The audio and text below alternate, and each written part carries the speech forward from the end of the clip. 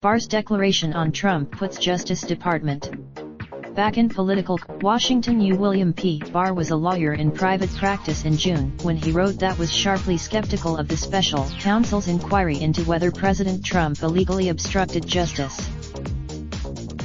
9 months later, Mr. Trump is cleared of that offense, and he has Mr. Barr, his new Attorney General, to thank. Mr. Barr's decision to declare that evidence fell short of proving Mr. Trump illegally obstructed the Russia inquiry was an extraordinary outcome to a narrative that has unfolded over nearly 2 years.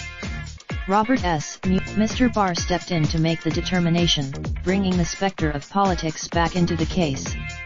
Senior Justice Democrats seized on Mr. Barr's move, portraying it as a hasty and dubious intervention by a man who had taken over the Justice Department, pledging to defend its independence, but ended up clearing a president who installed him in the post just last month.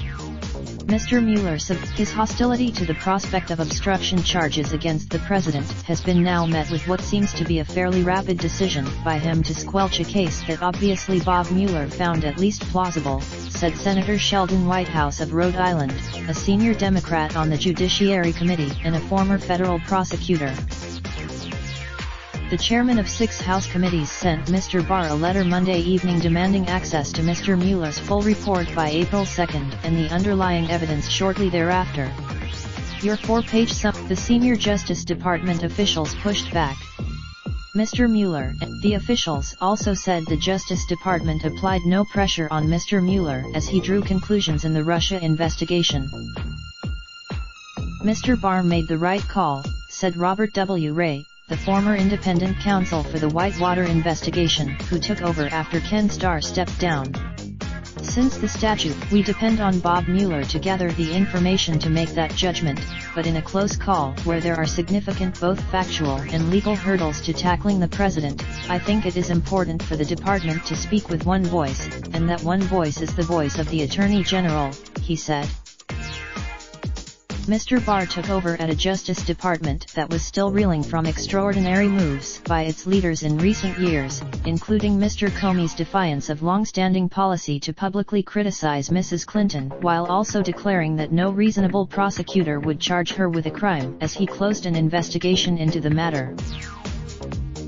Mr. Comey's break with department policy was the subject of and Mrs. Clinton's supporters believed that his public statements and later moved to reopen the email investigation days before the election contributed to her loss to Mr. Trump. Current and former Justice Department lawyers, including Mr. Barr and Mr. Rosenstein, had sharply criticized Mr. Comey's handling of the case. Mr. Mueller's report arrived at the Justice Department on Friday, when a member of Mr. Mueller's security team delivered a few hard copies of the team's confidential findings to Mr. Rosenstein's office. Those reports were, over the next 2 days, he and Mr. Rosenstein met with a small group of aides, including Edward O'Callaghan, Mr. Rosenstein's top deputy, and Stephen A. Engel, the head of the department's Office of Legal Counsel. In his letter, Mr. Barr said Mr. Mueller had concluded that the evidence did not show that Mr. Trump or anyone involved with his campaign could be prosecuted for conspiring with the Russian government in its election interference operation, a determination that Mr. Mueller and his deputies had relayed during their March 5 briefing. But the special counsel had been far more equivocal about whether Mr. Trump had illegally sought to obstruct that investigation, Mr. Barr wrote. The special counsel's team examined a pattern of behavior by Mr. Trump that raised questions about whether he obstructed justice, including urging Mr. Comey in February 2017 to, the former national security advisor.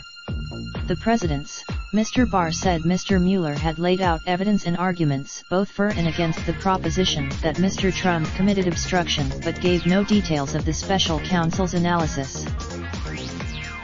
It is not clear from Mr. Barr's letter whether Mr. Mueller had wanted the Attorney General to make the final decision on the obstruction issue, or whether he intended for Congress to absorb the evidence without a prejudgment by law enforcement.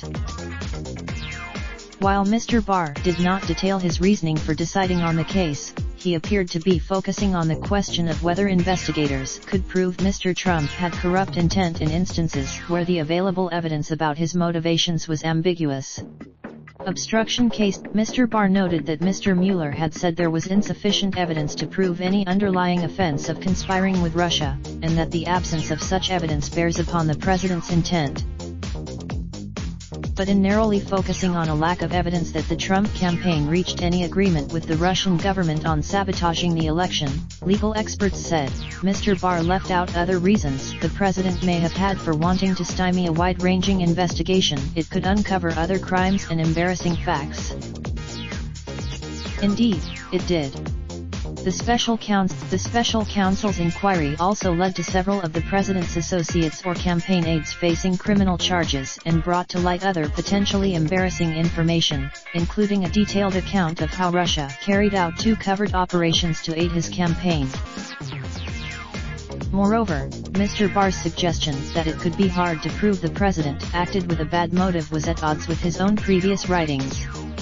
He has suggested, in the 19-page memo Mr. Barr wrote unsolicited for the Trump administration last year, he argued that Mr. Mueller ought not be permitted to question Mr. Trump about several actions that he had taken as president that prompted accusations of obstruction. Mr. Barr contended that a federal law against obstruction of justice should not be interpreted as applying to a president's exercise of his constitutional authorities, such as to direct the Justice Department to close a case, to fire a subordinate, or to pardon someone new, as opposed to more familiar ways of impeding an investigation like destroying evidence or suborning perjury. His argument in part rested on his broad theory of presidential power. But he also worried, citing Mr. Barr's memo as a reason to question his motive in pronouncing Mr. Trump cleared of obstruction. Representative Gerald Nadler of New York, the chairman of the House Judiciary Committee, said he will call the Attorney General to testify. The Attorney General's comments make it clear that Congress must step in to get the truth and provide full transparency to the American people, Mr. Nadler said. We cannot simply. Nicholas Fondos, Sharon L. Fronier, and Michael S. Schmidt contributed reporting. Raindrop, drop top smoking, no cooking the hot pot. Fucking on your bitch, yeah, that. Looking up, open the park, pot.